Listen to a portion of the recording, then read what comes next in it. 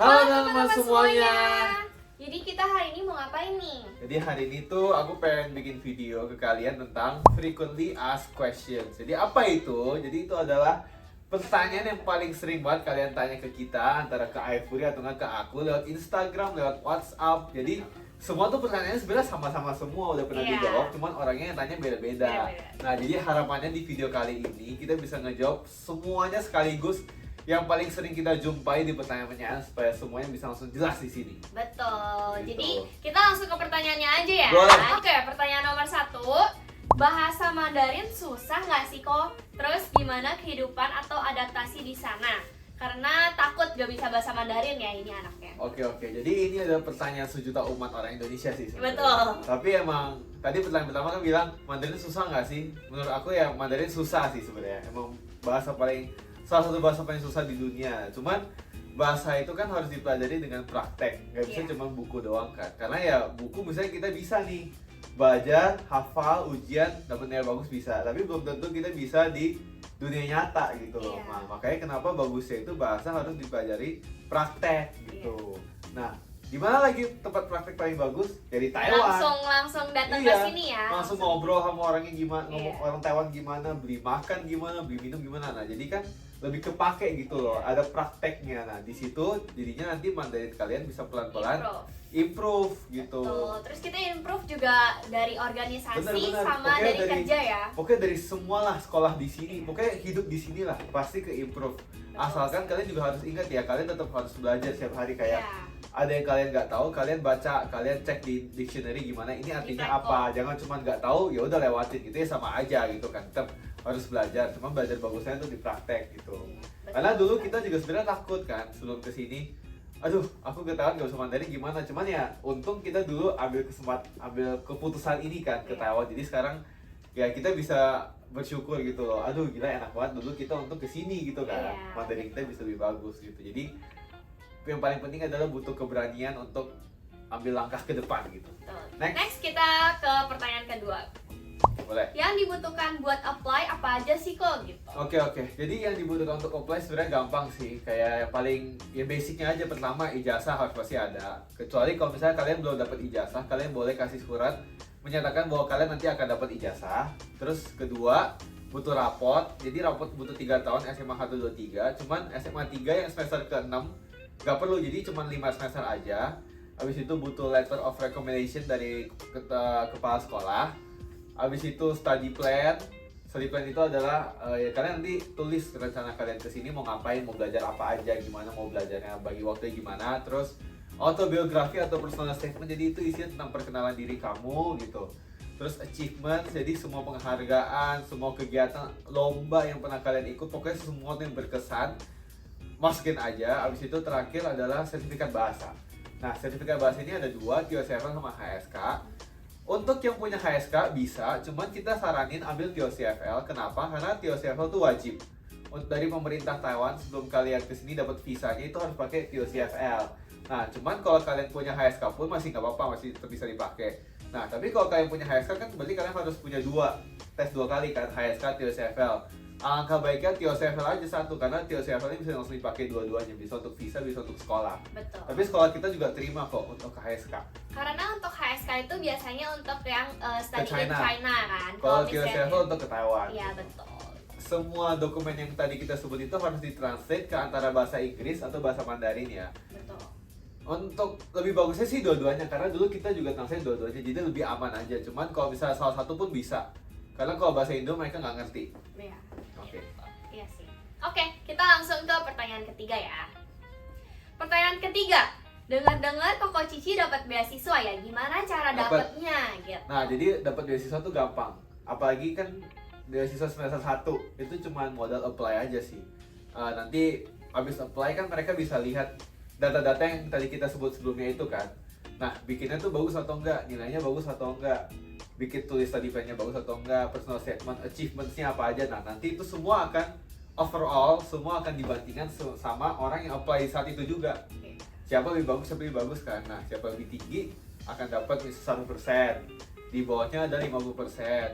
Nah, terus di bawahnya ada 25. ya, di bawahnya ada 16.000 begitu. Jadi berbeda-beda semuanya, tergantung hasil kalian gimana. Nah, untuk dapat beasiswa ini juga harus diingatkan, harus apply di batch pertama. Ya. Karena kalau kalian apply di batch kedua udah nggak ada kesempatan buat ambil beasiswa ini. Jadi lebih cepat apply, lebih bagus. Lagian apply-nya juga free Iya, registration jadi ya. apply juga nggak butuh biaya. Iya, Gitu. Jadi betul. mau apply aja. Online registration Ya, aja gitu. nggak masuk ya udah nggak masuk. Betul sekali. Jadi beasiswa juga nggak cuma terbatas di beasiswa tahun pertama aja. Nah, setelah kalian masuk pun ada banyak banget beasiswa yang nggak cuma lihat dari nilai kamu gitu loh. Kayak misalnya sikap kamu gimana, beasiswa agama, beasiswa finansial, beasiswa ekonomi, beasiswa bencana alam, semuanya ada gitu. Jadi tergantung kebutuhan kalian apa. Kalau misalnya kalian masuk syarat ya kalian boleh apply gitu. Oke. Next. Bedanya overseas sama international student itu apa? Ini pertanyaan yang sering banget ya ditanyain ke kita. Ini pertanyaan yang emang agak membingungkan sih jawabannya juga karena itu emang regulasi Taiwan kan begitu kan. Nah, jadi sebelum kalian apply ke sini itu kalian harus pilih antara dua ini. Ya. Antara internasional atau overseas. Nah, sekali pilih itu sumber hidup kalian itu. Betul. Gak Nah, bisa pindah-pindah Gak lagi. usah pindah-pindah ya. Kalau Iya. kalian ketahuan pindah bisa kena deportasi sama orang Iya. Taiwan, sama pemerintahnya. Jadi bedanya apa? Overseas sama internasional. Overseas itu jadi anggapannya itu kita disamaratakan sama orang Taiwan. Iya. Jadi kita tuh sebagai ya anggapnya orang Taiwan yang tinggal di luar. Hmm. Nah, benefitnya satu, lebih murah uang sekolahnya. Lebih murah 20%. Ya kan? Kedua, juga ada beasiswa-beasiswa yang khusus untuk overseas juga ada. Ya kan? Nah, untuk anak internasional itu benefit satunya apa? Kuotanya lebih banyak. Ya kan? Karena anak internasional itu dibuka, misal anak Indonesia disediain lebih banyak kuotanya. Kalau overseas itu kuota orang Indonesia, kuota orang Hong Kong, kuota orang Macau itu semua jadi satu. Ya, Jadi tapi kita orang Hong Kong sama Macau Iya. lebih diduluin ya dulu karena ya. Hong Kong gitu. sama Macau cuma bisa apply Di overseas, overseas. gitu. Kalau Indonesia bisa Iya. overseas atau enggak internasional gitu. Jadi kita itu bersaingnya lebih ketat lah kalau di overseas, lebih susah masuknya. Kalau internasional lebih gampang masuknya pertama karena kuotanya lebih banyak, ya kan? Terus kedua juga ada beasiswa juga untuk anak internasional, beda-beda. Pokoknya internasional sama overseas itu punya beasiswa yang masing-masing. Betul. Nah, terus benefit lagi untuk anak internasional adalah kalau mau pindah jurusan lebih gampang, jauh lebih gampang dibanding overseas. Karena kita sebagai anak-anak Indonesia yang baru pertama kali keluar negeri kan kita misalnya nih tahun pertama ya aku dulu Ivory. accounting jurusannya. Dia dulu salah pilih jurusan, dia udah coba setahun accounting itu gimana, akhirnya nggak cocok, akhirnya dia pindah ke international business. ke international, tapi dia adalah anak overseas. Overseas harus nunggu 1 tahun Iya, dulu. itu adalah disadvantage-nya overseas. Jadi Betul.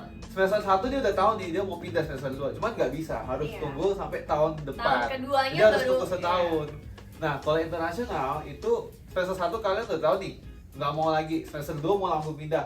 Nah, internasional boleh langsung begitu. Jadi nggak harus nunggu lagi. Betul, gitu sih. Jadi sebenarnya overseas sama internasional ya ada plus minusnya lah. Semua ya, ada plus gitu. minus masing-masing, cuman yang paling paling besarnya itu adalah uang sekolah. Iya. Karena overseas itu lebih murah 20% dibanding internasional. Iya. Cuman ya benefit sama itunya kalian bisa pertimbangkan Ya, sendiri. kalau overseas kita juga sebenarnya punya setuan itu Ya, eh, punya organisasi. Nah, organisasinya itu kalau misalnya yang overseas ya itu lebih kayak kumpul sama orang Malay. Jadi Ya. mereka lebih Mandarinnya juga lebih bisa bagus. gitu. Nah, kalau Orang misalnya Malay, orang ya, Hong Kong gitu-gitu. Kalau anak Internasional, internasional itu lebih tercampur semuanya. ada orang kayak- dari Korea, Iya. Jepang, banyak deh kalau Orang kayak Malay juga ada, cuman kan lebih banyak di overseas gitu. Iya. Jadi internasional tuh lebih nyampur. Kalau overseas itu, jadi ya sama kayak aku bilang awal-awal, dia tuh lebih nganggep kita itu Mandarinnya lebih bisa. Karena kita tuh dianggap Oh, sebenarnya sejajar. nggak bisa ya? Iya, kita tuh dianggap sejajar. Next, di Taiwan boleh kerja gak nih kok? Oke, jadi salah satu keunggulan Taiwan itu boleh part time. Iya. Contoh kalau misalnya kita ambil negara lain, seperti China kan China nggak boleh part Boleh time. part-time. Nah, Aussie juga kalau nggak salah ada dibatasin ya. tapi boleh, tapi Iya, dibatasin. Nah, dibatasin. kalau di Taiwan juga ada dibatasin Iya sih. sih. Semua juga ada batasan. Kalau nggak ada batasan mah ya udah kerja aja di sini nggak usah sekolah, ya kan? Tapi kalau nggak salah Aussie lebih itu deh. Lebih ketat ya. Oke. Nah, kalau di Taiwan itu enaknya itu bisa part time. Kenapa? Karena kita satu bisa belajar ke sini, dua kita bisa merasakan kerja di sini gimana. Betul. Kita di saat di Indo orang-orang masih cuma sekolah doang, kita di sini bisa ngerasain maksudnya satu step lebih depan lah. Kita ngerasain gimana dunia kerja, gimana menghadapi bos, gimana ngelain customer, gimana ngehadapin teman kerja. Kadang ada yang rese lah, kadang ada yang baik gitu. Iya. Kita tahu lah maksudnya politik-politik dunia kerja tuh kayak gimana jadinya. Betul. Oke, next, apakah ada pertanyaan lagi? Nggak ada sih. Oke, Cuma udah selesai ya sampai sini semuanya. aja. Oke.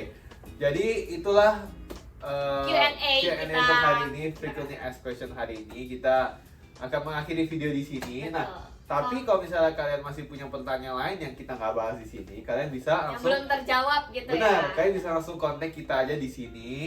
Atau nggak kalian mungkin bisa nonton video kita yang lain, Iya. kayak misalnya introduction sesi gimana how to play, video how to play juga ada, Iya. Cici Aifri ada bikin, terus Kampus video tour ya kampus ada. tour, video sesi introduction aku juga ada bikin begitu. Jadi kalian bisa Kalian banyak cari kumpulin, informasi lah. ya kumpulin dulu aja pertanyaannya. Benar. Siapa tahu nanti kita bisa ada video kedua. Ya, mungkin ya nanti Mungkin. kalian sering-sering tanya, ini kan yang kita sering ketemu sekarang kan. Iya. Nanti kalau misalnya pertanyaan lebih beragam ya nanti kita bikin lagi kalau.